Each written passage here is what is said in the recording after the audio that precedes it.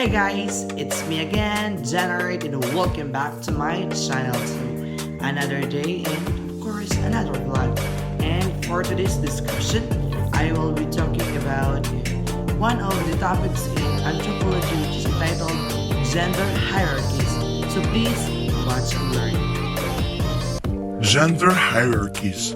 So gendered relations are hierarchical in as much as women and men are not simply social groups neutrally distinguished from each other, but rather are differentially ranked and evaluated according to a standard of masculine norms and behavior. So notwithstanding the gender mainstreaming efforts over the past several decades, social and institutional transformation towards implementing a gender equality agenda is still way behind. Global stereotypes that view men as the breadwinner ensure that organizations remain a male construction. This includes the universities typically characterized by a culture that is highly masculinized. In academia, the workplace structures and values are traditionally elitist, male biased, and patriarchal.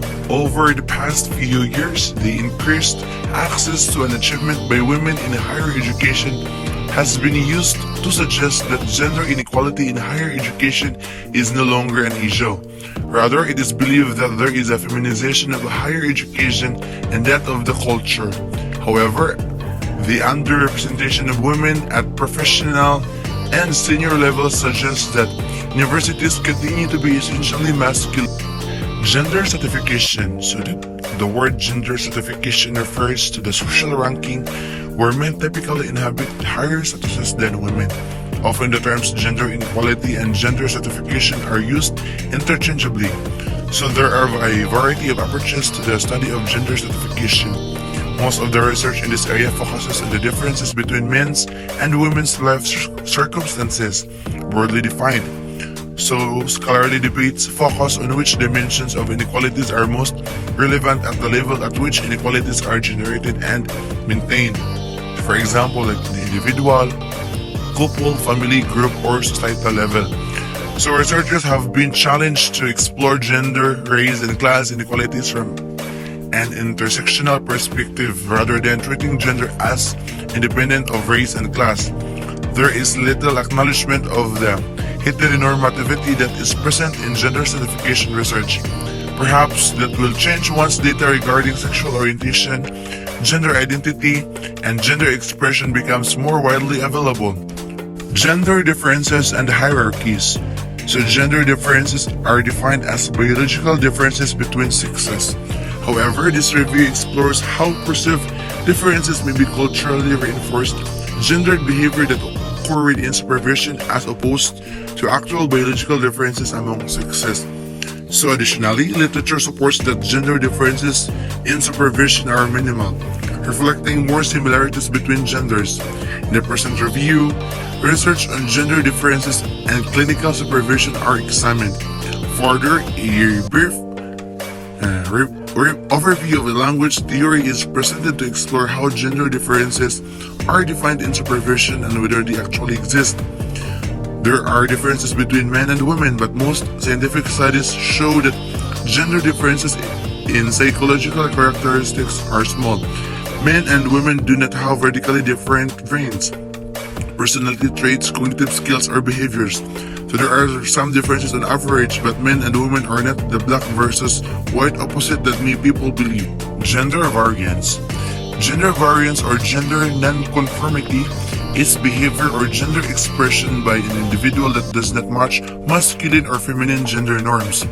So people who exhibit gender variance may be called gender variant, or a gender non-conforming, gender diverse, and gender atypical, or a non-binary, and may be transgender or otherwise variant in their gender identity. In the case of transgender people, they may perceive themselves as gender non-conforming before transitioning, but might not be perceived as such after transitioning. So transgender adults who operate gender non-conforming after transition are more likely to experience transphobic discrimination. There are 6 people may also exhibit gender variance. Gender rules.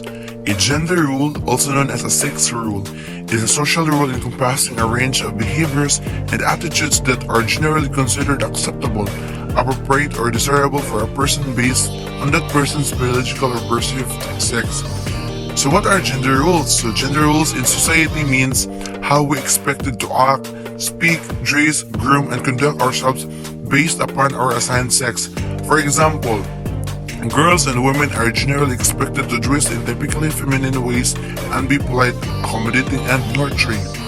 So gender roles are usually centered on conceptions of masculinity and femininity, although there are exceptions and variations. So the specific regarding these gendered expectations may vary substantially among cultures, while other characteristics may be common throughout a range of cultures. There is ongoing debate as to what extent gender rules and their variations are biologically determined, and to what extent they are socially constructed. So gender rules influence a wide range of human behavior, often including the clothing a person chooses, the profession a person pursues, and the personal relationships a person enters. The end of my educational vlog about gender hierarchies. Thank you so much for listening, and God bless us all.